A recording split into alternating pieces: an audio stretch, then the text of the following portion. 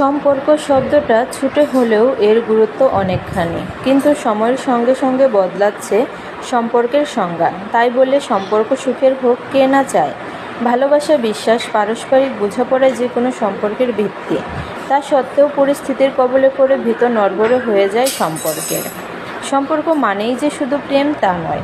পরিবার, আত্মীয় স্বজন, বন্ধুবান্ধব, প্রেমিক প্রেমিকা প্রতিটি সম্পর্কই আমাদের জীবনের অংশ হয়ে ওঠে।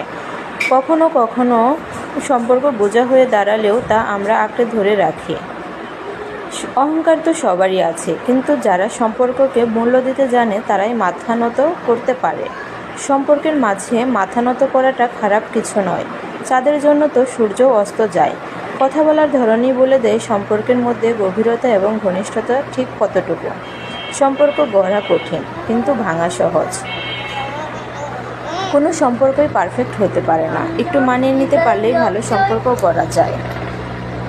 সম্পর্কের গুরুত্ব যদি বুঝতো মানুষ, তাহলে হয়তো এত সহজে সম্পর্ক নষ্ট হয়ে যেত না। সম্পর্কে তারাই সবচেয়ে বেশি সুখী যারা একে অপরের দুষ্টুটি মেনে নিয়ে নিজেদেরকে শুধরাতে পারে। এই দুনিয়ায় সবথেকে স্বার্থহীন সম্পর্ক হলো বাবা মায়ের সাথে সন্তানের সম্পর্ক। দূরত্ব বাড়লেই সম্পর্কের গুরুত্ব টের পাওয়া যায়।